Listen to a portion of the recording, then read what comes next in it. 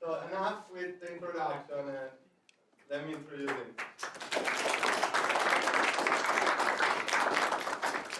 Thank you. It's an honor for me to be with a great group of people like you, and I hope my considerations today are proven to be useful to you. Before I became a software engineer, I was an attorney. But I think that right now what's really taking my attention is the software world. I spent the last 10 years working on patents, on software, on cloud computing systems. And I come up with something that right now a lot of people are using. A new system that basically generates links off of everything we do in the internet. And it's able to transform those links on something real from the virtual. And every time you want to recall those informations, you actually don't recall the big file, you just recall the links. It's something that we all do every day. Every time you want to attach a page to one of your email, the only thing you do, you just get the link and you put it over there. So that was the idea of the patent. And of course, that became something else with the time. Somebody says, what's your job? You know, you are an attorney, and at the same time you are an engineer, and then you are an inventor. I'm a technovator, so that's what I prefer to be called. And I'm always really focused, and I always try to understand what's going on today in the internet world. Even in internet, we talk about innovation, actually. We are the ones that talk a little bit more about innovation today. But what is an innovation? An invention plus an exploitation. So I have an invention, I come up with a great product, and then I find a way how to market my product, how to go on the market. If I miss one of the two parts, so if I miss the invention or I miss the exploitation, so I miss the way to go into the market, I don't have an innovation. There's nothing I can do. In the moment, somebody said, let's give internet to the regular users, because internet was not created by civil guys, but was created by, DARPA, militaries. And now it's ordering. From that moment on, internet completely changed the face of the earth of the business models, and put a lot of people out of business. Completely, a lot of, the middle class. When I say middle class, I refer to all these people, all these guys that used to do business, selling products, and being like middlemen in a lot of situations. They find themselves out of business from one day to another one. Because what the internet does, and you guys know, can really make super easy for you to get informations, to get products. So they had somehow to re-understand the way to remake their own lives. Some of them, they just changed job, and they went out of business, of course. Some of them tried to come up with new ideas. So I want to still be a middleman, I want to still represent somebody, but instead of before represent anything, I just want to work on a specific product. Some of them went back to school, education. Internet completely destroyed everything, because right now, and internet, it's also creating a lot of illusions. It's creating a lot of illusions because on the first moment internet was created, the technology was really pulling the innovation. So we had a great way to make money, a great way to be in touch with people that could just end up in a great way to promote products. So advertisements. Basically, that's what it's all the internet about. Internet, it's like a big advertising agency on steroids. But it's creating illusions, because with years and with the time, this business model is growing and it's becoming something huge. And few companies are taking advantage of it. Few companies. I don't want to say which ones, but you guys know already. If you try to do something, if you try to come up with any idea today in the internet world that can change the business model, that can come up with any new way to make money, then somebody is going to put you out of business. Because even though a lot of people think that the internet is a free world, the way that actually internet is today, it's not that free. It's not that free because it's still controlled by a few companies. It's still controlled, all the communications between us, emails, or somebody find out the way to make a blacklist. So if I have a great idea and I want to just send it out, millions of emails to a list of clients, of people, the provider of the service, of the email service, will spam me, will put me in the blacklist. Nobody will receive my emails, or just part of these people. So, you know, it's not something that you can, in the internet right now, you cannot just say, I have an idea and I can make this idea work. So I can make something huge. No, because the economy that it's behind the internet right now, that it's just pulling the internet, doesn't want you to come up with any idea. The only way to make money right now is on advertisements. That's what they want, advertisement and users. Because you know, users are the ones that are gonna, that feed the advertisement world. So if you have any beautiful idea that somehow can help internet, you're not gonna make it. You will be successful only if you can bring an idea that can really help the actual system. Now, this is not the democracy of the internet that people are telling us. I mean, they are all talking about the democracy of the internet. Internet is a free land. You can do everything you want. It's not true. It's not true. And there's another thing that makes you understand that that's completely false. Every time you surf in the web today, they can spy on you. So, and we think that crazy organizations, governments or whatever, they are spying on your navigation and they know exactly what you do. But the truth is that anyone can see and can spy on us because we don't use any kind of encryptation on the internet today. It's completely free. So you open a browser, we have SSL, but nobody uses it. I mean, the SSL encryptation is just being used in every time you go on your checking account, you go to check your bank account.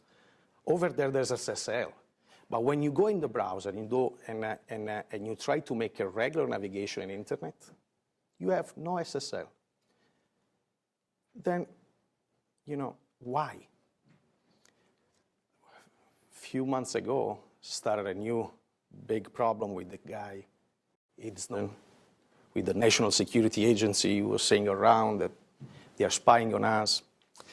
I mean, I don't work for any of these people, but I can tell you guys that's completely false because in the moment you have no encryptation in your browsers, but you have that technology, but you don't want to use it. And I'm talking about Google, I'm talking about, you know, Explorer, Mozilla Firefox, all the browsers we have. Why are they not using SSL? Because the first one to spy on your navigation are the providers, are them. They know exactly what you do every day in internet. They know exactly the website you are searching and looking up. And they try to monetize off of your navigation, off of your taste. They sell feedbacks. Now, if you try to close the browsers and say, okay, from now on, SSL, nobody's going to look it up, you send all of them out of business. So this is another way where, this is another situation where before the innovation was just pulling the technology was pulling the innovation. Now it's the innovation that it's pulling the technology. Actually, everything stands like in a stagnation way. Nothing is going on in internet. That's sad. I mean, it's sad that I'm telling this to you guys. I should be saying, oh, no, come on, internet, it's great, please. let's do something over there. No, you're going to be wasting your time. That's why we are here. That's why you are in a university where the answer is exactly here. The answer is in the way you run the business, in the way you do things, not in the technology you have. Because internet doesn't want any technology right now. That's completely wrong. But they don't want anything from you. They just want to keep their morals and they want to stick with it. Now, I was in Korea, in North Korea, 2 years ago, working on a project that then was acquired by a Chinese company. And, you know, when I was at the college, they were always telling me that over there, internet is wrong, people cannot talk, and we are free. We are free to talk, we are free to do anything we want. Over there, they're not. Let me tell you guys something. In places like that, like China, Korea, where they have firewalls, so where they don't allow us to interfere with them. When I say us, I mean our websites. Over there, the innovation, the business model is not pulling the technology. Because over there, people, they want to use internet not to make money in the way we know how to make money in internet, but they want to use internet to go against the government. So if we go and we really deeply try to understand what's behind that, I mean, we can really see that they're using the social networks in a better social way than what we do. So over there, there's more democracy maybe in the internet than over here. Because over here, all the system is just controlled by a few companies that the only thing that they want to do is make money off of advertisements. Over there, these companies don't exist. I mean, they make money doing other stuff. But internet is being used for people to share wherever they want, to contact other people, and sometimes even to go against the governments. That's why firewalls. And, you know, then one day, a friend of mine told me, but look, over here we have fiber optics. So we have a really fast way to share information over the internet. Over there, they don't. And I'm like, are you sure? Yes, over there, they don't have any broadband. I mean, it's really take a while for you to watch a movie over the internet over there. Over here, it's really fast. But the broadband that we have over here, the speed, the connection, it's not just the upload speed that you gotta be watching. It's also the download speed. Here, in our countries, we have a really high speed in download. So you can buy off of the internet all the contents you want. The system was just made for you to buy the contents. But if you want to sell contents to the internet, the upload speed, it's not even 10% of the download speed. Why? Why this? This is democracy. I don't think so. The system just wants you to buy off of them, but they don't want you to give us, to share really contents and make money off of your contents. It's almost impossible for you to upload a movie in internet, your own movies, unless it's on an MP4 or some really small format. But, you know, internet comes from us, so people think that was made by regular guys, and still, I mean, innovation comes from people, from civilians. And I'm like, okay. And then the first thing that goes on my mind, it's like, okay, so this is a cell phone. I think that's one of the greatest inventions. But, you know, this cell phone, it's made one of the, let's say, the first big thing about this cell phone, it's the touch screen display. You don't have any more the keyboard. And then on this particular cell phone, when they made it a few years ago, they also had internet on it. And now they have Siri. It's great. And the GPS, that was the first one to come up with the GPS. Where all those technologies are coming from? Who did it? Internet, it's a project made by DARPA. Siri, it's another project made by militaries by DARPA. GPS was developed by Navstars, which is the American Air Force. And the LCD display was made by a little cooperation between the CIA and the NSF. So if you go to really see what's all about here, looks like we are not making anything. We are just receiving from wherever makes products or invention, wherever they want. Now, the next step, I really think that the next step, I don't want to say that we need the help from the government, because we got to be careful even on this. But somehow we need big cooperations between universities, sometimes even government for funds, in order to develop better stuff. Because this is not it. I mean, right now we are not doing nothing at all. We are just going around an old concept, Facebook, Twitter, MySpace, all these guys. They just try to monetize off of the users. Now we need the next thing. The next thing, how we can make it. For sure, we can make it using the college, using universities that are going to help us as innovators, as inventors, to create something new. For instance, in Europe, 4 days ago, the president of the central bank, European bank, came up with a great idea. He said, I find a way to help companies to invest more. And I reduced the interest rate on loans that banks give to people from 0.50%, so it was 0.50, now it's 0.25% interest rate. Wait a second. But the problem is not in the interest rate. The problem is in the way people have access to the money. You don't get the money. So there's no way you can get this money, even though they cost less to you. So who's going to be able to get the money? Other banks. So a bank borrows the money from the Central European Bank and then gives the money maybe to somebody in the United States, where it can charge a little bit more out of interest. I mean, that's not the cure. The cure can be something else, can be a system where maybe the government can use his own employee with your employee working together on a project where, all together we can make something happen. I don't want your money. You pay the people and I make something, I make something new. Or the other solution is to go on private sectors. So you look for money coming from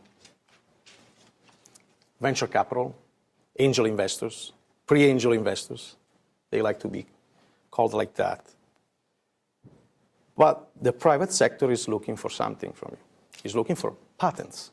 If you don't have patents, if you don't have an IP or something that, unless you're not already making a profit off of your products, they're not going to invest with you.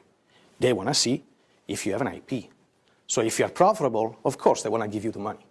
But if you are not profitable yet, they want to see some kind of protection, which is, the patent. But even over there, the situation, I personally see the situation a little bit messy. It's a mess because the patent world needs to be shaken. It's like something new. One, it's very easy to get patent pending.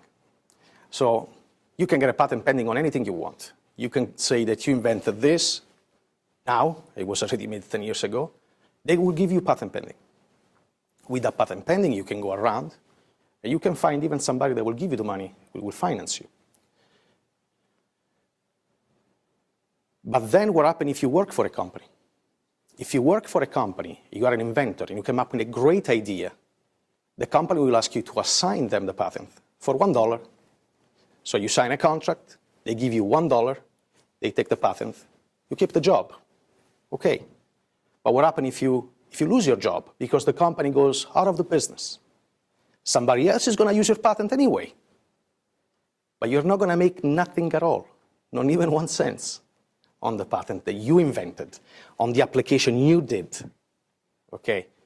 Now, and we are struggling every day because there are people, there are scientists, that the only thing they know how to do is to put things together and create a product, to put codes together and create a software. And they can get a patent on this.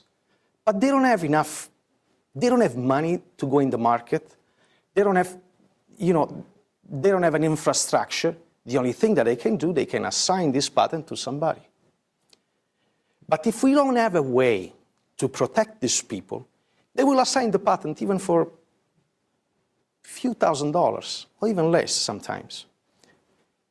So the paternity of the patent, that's what we call, it's yours. But the truth is that you're losing everything because you're not making any profit off of your patent. There's a big problem with the patent trolls. So you create a patent, you get your patent, you're not making nothing off of your patent. A few years later, somebody comes to you and says, I get your patent, I give you something. And then what they do with your patent, they go around suing people, suing little companies, just for a few $1,000s. They're not suing them for millions like we think. They're suing them like for $5,000, $6,000. So nobody can refuse a settlement because the settlement will, for sure will cost less than an attorney. So you say, okay, let me settle. So this is really sad. And there's a really high, a big number of people out there working all day long, coming up with great ideas, making patents, getting the patents, and then at the end of the day, nothing happens. Nothing happens because if the patent is for the internet world, internet doesn't want it. If it's for something else, they make you stay over there, you don't make money, then they come, they get the patent off of you. But then, don't forget that if you don't want to play this game, you got to find the way how to enforce your patent against somebody that is using your product. That will cost other money. And then you go back to the venture capital and say, okay, I need your money because I'm going to go through all this situation over here, so I need you to invest with me. Venture capital, eventually, what they do, what they are all doing in the country right now, they get part of your equity. So how many shares do you have? 1 million shares? I get 300,000, 400,000. Then I want you to give me one of your board directors in the company. And then I want you to sign for me a note. What do you mean a note? I mean, I already gave you part of my equity. Now you want a note. You want something now makes me in debt. So I have a debt right now. And that debt has an expiration date. They're not going to make you sign a note that says you owe me $100,000. They're going to make you sign a note that says you owe me $100,000 in 2 years. If in 2 years you don't pay, they will take you to court. And of course, they will get your patent. Now, somebody told me, wait a second, we are in a free country, everything is negotiable. So you can negotiate with these people. You say, wait a second, I'm not going to sign with you a note. I'm not going to do this with you. I'm not going to give you a board member. But the problem is that you don't have any, you are nobody to do that. You don't have money. You're looking for their money. That's why you will accept. And sometimes, wherever it's even worse than that, they're going to force you to get board members, to get people in your company, to run your company, that are running another company that does exactly the same things. Exactly. And then you say, okay, my bylaws, I'm going to say, it's forbidden to be part of two different companies. You cannot do this because they're going to force you to change it. Otherwise, they're not going to give you the money. That's why we need the law. That's why we need somebody a little bit stronger that says, wait a second, it's not allowed to get equity in the company, to get a note, to have people working and running two companies that are in competition, that do exactly the same things. I mean, we cannot do that, but the law can. And I personally believe that doesn't mean to close something or create some kind of system that it's not a liberal system, but I don't think that. I think that that's exactly what can a little bit help the system that right now it's on the knee. And And then, you know, going back on the patents, I get a patent today, I file for my patent, I receive the patent, and then I assign the patent to somebody that goes out of the business. I mean, I make a great deal with this person, and he's supposed to give me like 30% of his income, or whatever he makes off of this patent. But then the guy doesn't make it, goes out of business. What happened to my patent? In a court of law, somebody else is going to take my patent. A goodbye to that deal. I keep the paternity, but I don't make money anymore on that patent. Now, I also work in the music industry. I'm a composer. I like to play the piano, write songs. In the music industry, in the United States, we have ASCAP, the American Society of Composers, Authors, and Publishers, the BMI. In Europe, we have the CI, which is almost the same thing. These companies are sometimes, in Europe, they are made between, they're like a joint venture between the government and the privates. And what they do, every time you come up with an invention, and you go over there to file, and you know, it's like when you get a patent. So you have a great idea, you go over there, you deposit your song, then you become the owner of that patent. Now, if tomorrow somebody else wants to use your song, wants to play your song, they have to pay you a royalty, no matter what. We are not talking about the right to publish the song, so the right to sell your idea, your innovation, your things. We are talking about the right to just your paternity right. And there's a fee that you gotta pay. So every time you make a record using my invention, using my song, you gotta pay me that fee. In the patent world, we don't have anything like this. And it's completely wrong. It is wrong. That will help the stagnation I was talking about before. I don't want to invent anything if at the end of the day that will be my future. Now, how a company can make it? Of course, a company can make it, you know, you cannot just work with inventors. You got to have a great team of people like you guys. But, you know, keep in mind that I think that in a system so complicated like the one we have today, there's no space for improvisation. So you gotta really get a high level of education. So you gotta spend a lot of time studying and trying to get all the right knowledge in order for you to succeed. And the answer has to come from this part of the world, universities. That's the only way where things can happen.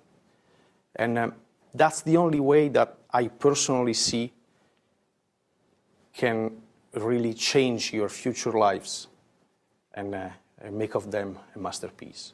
So other than this, I really hope that somebody will change all the systems right now. I mean, and things have to start in the right way. I'm pretty sure that pretty soon we are going to have a new invention, something great that will completely transform the way we see internet right now. But that will come from militaries as well. So, but that could come even from us. If somehow we put together our strength, if somehow we put together all our knowledge and we work in colleges, we work even with funds from college, from governments, that can change a lot. And at the same time, we gotta give to all the inventors all over the world incentives. I don't want to become an inventor if at the end of the day I'm just going to have my name on the patent. I don't care. I need to pay my bills. I don't want to invent anything. We got to try to pull a little bit down, to take it down, these companies that right now are making fortune in the internet. And they are killing the innovation. They are completely killing it. I see everyday great inventions that you guys cannot even believe as a software. I mean, they're great. They really could change the face of the earth. But the problem is that nobody wants it. And if you do anything like that, they will stop you. I'm talking about providers of services. I'm talking about big companies in internet. They will block you. So I really think that we really need to figure out how to change all the system over here. This is it. Thank you.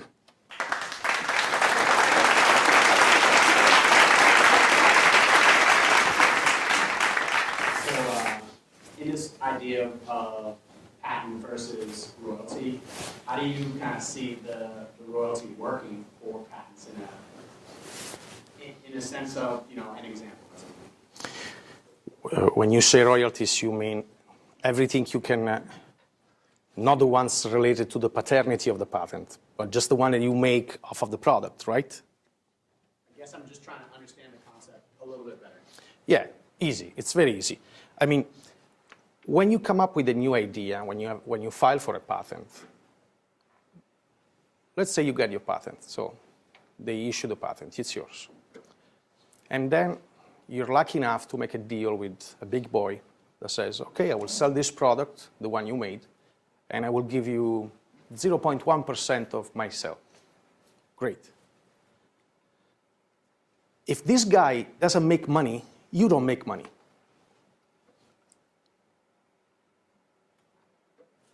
If somebody else wants to use your patent, you gotta go after this guy, you gotta enforce the patent because he's using without your authorization. But you even need money to do that, a lot of money, and time to spend in a courthouse, not doing your job. The idea I have of the revolution of the patents world is let's make two different areas and scenarios. One, it's the marketing side of the patent, so the royalties. Because my patent is producing income to a company, to another one, so I wanna get part of that profit. And I can make a deal with these guys, I can sue them, whatever it is. But I also wanna be paid because I invented the patent. I want to get the little fee, which must be that one given by law. So let's say, I don't know, of course you can create a lot of categories, but internet patents, it's a software patent. Okay, so every time you're Microsoft, you want to use the patent, even 50 years after the patent was made, so it's already a public one, you still have to pay the guy that 50 years before invented the patent 0.0001 cents every time you make a product. You go to an agency, like we do in the music world, you give them the 0.001 cents because you're producing 10 CDs or you're producing, I don't know, 10,000 applications with that patent. They make the numbers, the math for you. You pay that fee. That fee goes to the inventor. Doesn't go, I mean, it's something untouchable that nobody can, I mean, I cannot say, I want to give it to you, company, because I'm working for you. I cannot touch it. If I'm a composer and I work for a big label company, I can give them the publishing royalties. I cannot give them the royalty that I deserve because I wrote the song, which is a small amount of money. We're not talking about a lot of money, but it's still something that it's like an incentive for an inventor. That will be, and then there's a database.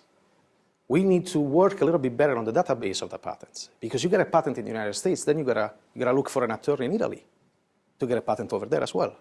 I mean, it's crazy. If I write a song in the United States and I deposit the song at the ASCAP, at the BMI or whatever, that song goes all over the world immediately. If a guy from Brazil wants to play that song, has to go to the Brazilian company that works for authors and stuff, and has to say, I'm playing the song named Ago, blah, blah, blah, whatever it is. That money will get sent to me. That's the future of the patents. In this way, it makes sense.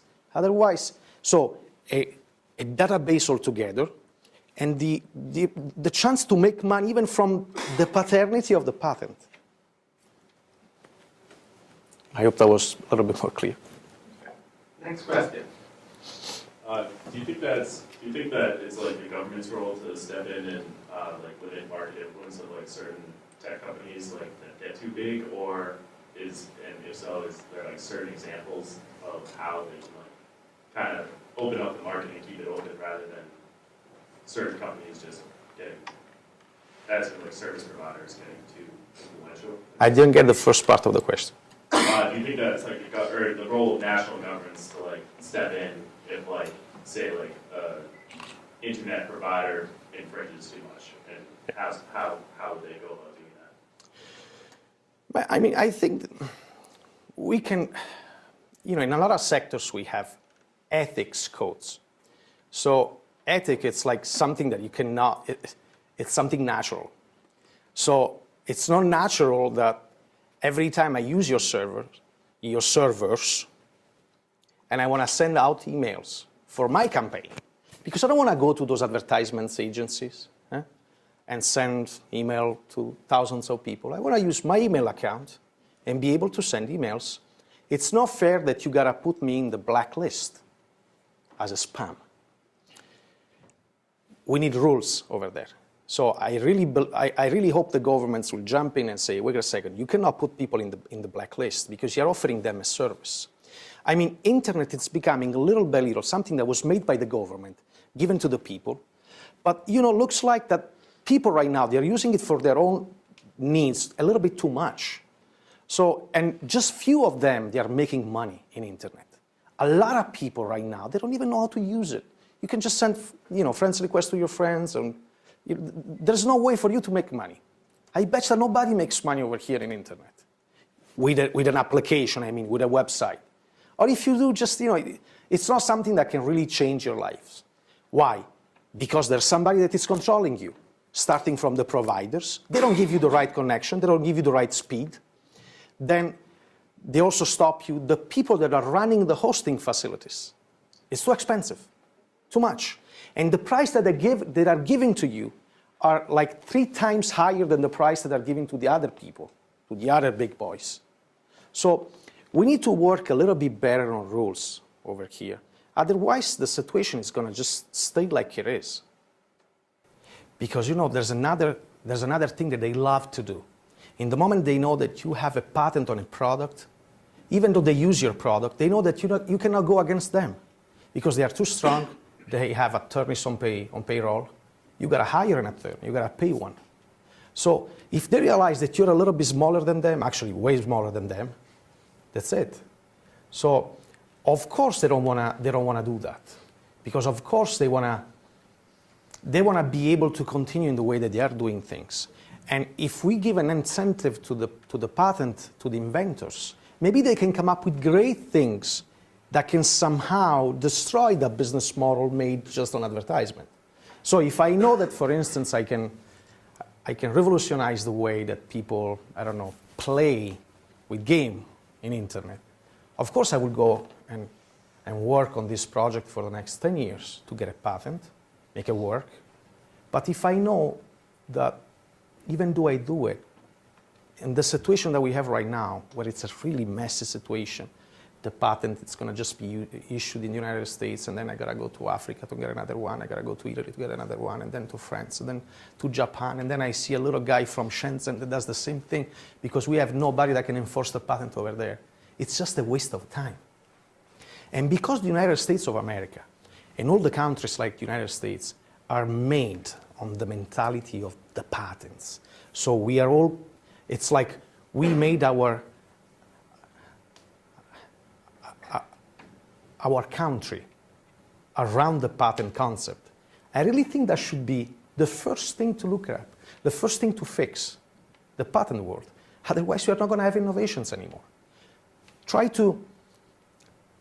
And a few minutes ago, we were just talking about something kind of similar to this one in the medical field.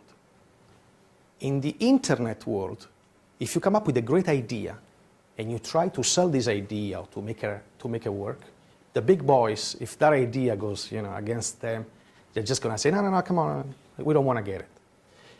If you try to do the same thing in the medical field, that would be worse. Even over there are big boys. But over there, there's the government. The first steps to bypass, to go around, will be the government. In the United States, we have the FDA. So if you come up with a new molecule, with a new medicine, with a new cure, the FDA will be the first one to say, we don't like it, or you gotta make experimentation, or whatever it is. But then, if that cure is touching the interest of companies that are producing something that is making trillions of dollars, you're gonna end up in trouble. So that's why you need somebody stronger than them to fix the things and create rules.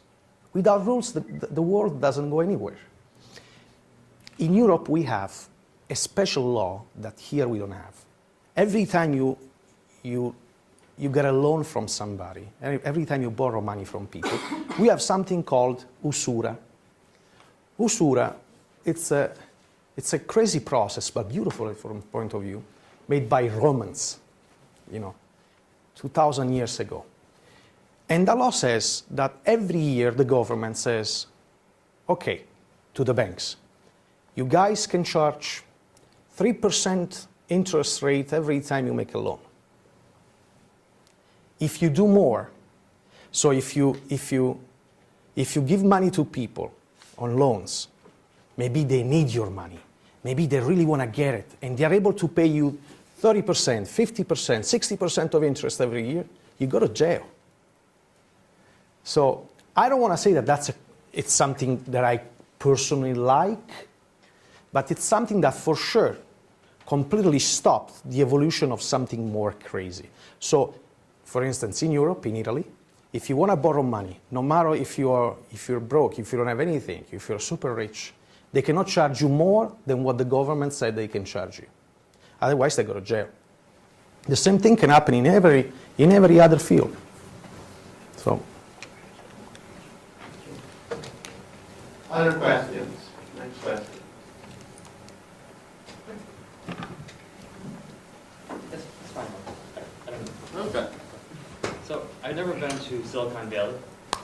I've never even been to California, but I have in my mind this picture of lots of small startups, sort of with tech ideas, and if you're lucky, your tech startup is somewhat successful, and in 5 years, one of the big firms buys you out. So this is sort of the image I have in my mind from what I've read of what goes on there.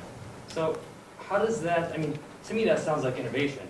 And even if Google didn't create the big innovation over the last 10 years, they own it now. So, I guess that's my point. But it still sounds like innovation. Even, the internet and people creating ideas, creating a startup, and then maybe I don't know if they have the patent or not, but if you're successful, one of the big firms buy you out. So isn't that incentive to create something that maybe Google buys my idea for $1 billion? In the last years, we saw exactly how many ideas Google bought and how many companies they acquired. And the only thing that they are buying right now are situations where you have users, a lot of users. To have users, you don't have to be a scientist or whatever. But you're right. It's still innovation. Still people that work around the project are people that are pushing. But if we don't if somehow we don't find an answer to certain things, these people, little by little, they're gonna all be disappointed. And you can, for what I can see right now in the Silicon Valley area, there's like a new trend, something where you create a company, you get on board a guy that gives you $200,000-$300,000, you work on a project, you make a beautiful life for 1 year, you use his $200,000-$300,000, your product doesn't work, and then you go to the next one. If you call this innovation, okay, but to me, that's kind of wrong. I think we should finish and work and try to finalize every project we do. It's not how many projects we can produce. So that kind of mentality, it's like, okay, we have 3,000 people working on 3,000 different projects, where one works, okay, let's all work. I mean, I personally believe that if you are, I mean, wherever your expertise is, if you're working on a project, you want to make it successful. So you want to know from now on that there's nothing that can stop you. But how can you make, I don't know, a new Facebook if you already know that it's going to be very difficult for you to succeed? I mean, maybe on a new Facebook you can do it, but I don't know, a software that tells people something about, I don't know, face recognition. You make a software that tells people if the accounts in Facebook are fake or real. You're not going to make it. They don't want you. Because you're going to tell the world that 50% of their accounts are fake, or they've been counting twice. So the stock's value is going to drop overnight. They don't want you. They want stupid people. Because if you are really smart and you come up with something great, that can destroy them. You can become their competitor. No. You got to work on something that can help them to make more money. So do you want to create an application called WhatsApp that sends text message to your friends? That's really new. I mean, instant messaging was created 12 years ago by Twitter. After 12 years, there's still somebody that makes instant messaging. What's new? I mean, what is this? But then they get users, and Facebook buys them for $20 billion. If you want to work on this, there is space.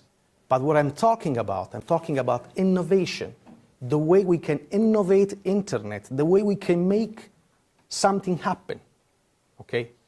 Even though when I got my patents, I sold them, I assigned them, I'm still focused on creating something new.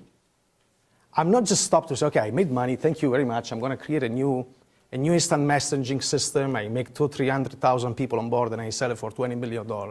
I don't want to do that. It's like, why you want to do something like this? So that's why the good people, even in Silicon Valley right now, they are completely disappointed. And if you go to think about it, I mean, nobody wants to start with something new if at the end they already know that they're going to end up over there. You know, it's complicated. I mean, it's kind of dangerous.